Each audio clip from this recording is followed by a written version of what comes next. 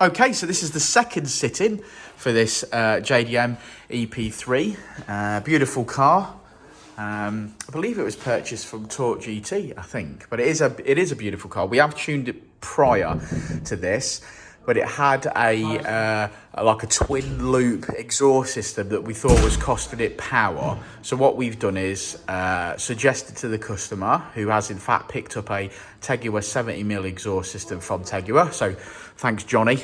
And he's now gone for RDX injectors, which Richard has just fitted. He's got some modifications on here, as you can already see, and he's got a decent exhaust system. So we'll run through those at the end, but yes, let's get crack-a-lacking.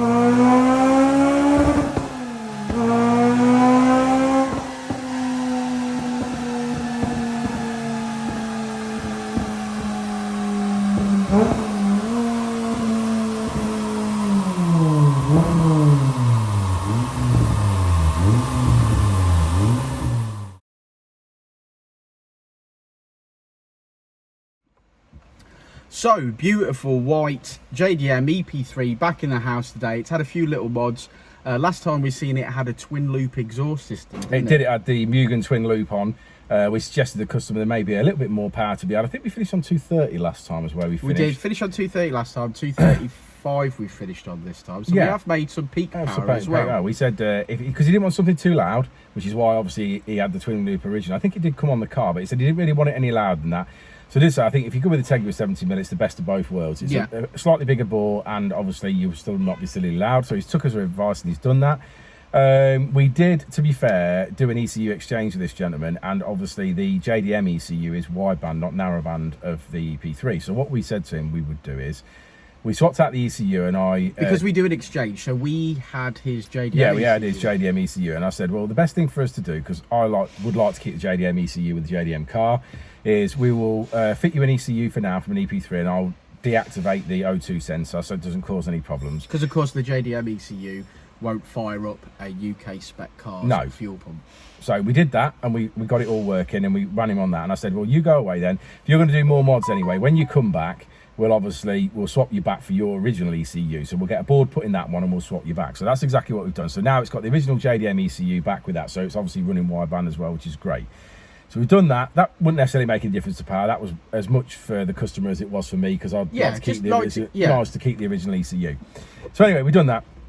Got everything working. Obviously, put it back on wideband and got everything working on that.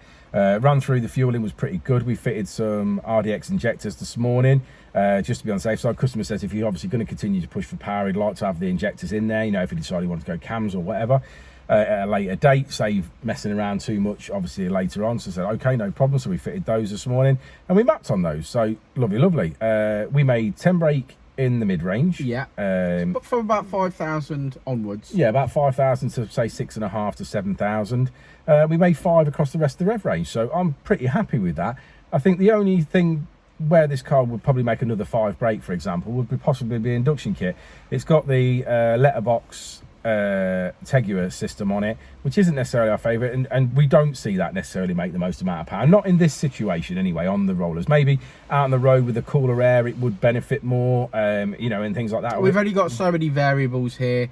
When we have done back-to-back testing, we've always made more yeah, power. We've always made bulk power on other induction kits. There are other scenarios as well. Of course there is, yeah. So for example, when he's driving on the road and he's got plenty of cool air blasting at the top of that, there may be in a situation where you've been driving for 20 minutes on a track, that airbox would be better than another variant. But in our situation, I think maybe there might have been tend to make across the whole range, for example, with a bigger induction kit on it, or a better induction kit on it. But I don't think the customer's particularly upset about that or bothered about that. Maybe it'll be time to change the induction kit at a point that he fits a set of cams or something like that, and he pushes on again. But he seems over the moon. Yeah, I think it's a great car and a privilege to see it. It's beautiful. It looks stunning in white.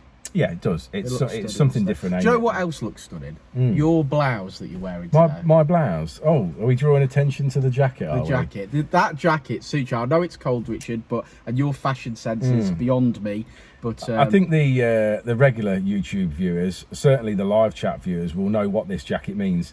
So yes. So let's have a look at the graph. Okay, so red line was we seen it last, and there's our 10 brake horsepower, and then 5 across the rest of the range. So we've done really well there. Really happy with that. And we finished today on just over 200 brake horsepower on the wheels, which equates to 235. Really happy with that. Here's our Geno. You like this one, don't you, Geno? Yeah, it's nice. It is nice. Don't see many white ones. We don't see many white ones. It's very, very nice. It's not like a red FN2, is it? There's a lot of red FN2s, I'll give you that. That's what I said. We do see our most common red vehicle is an FN2. Yeah, it is. Right, well, brilliant. Thanks for sticking around to the end of the video, guys. Like and subscribe and all that jazz. Code word is Fonzie, and we'll see you on the next one, won't we, Rich? We will indeed. We will indeed. See you, Geno. I said it before and I'll say it again. Life moves pretty fast.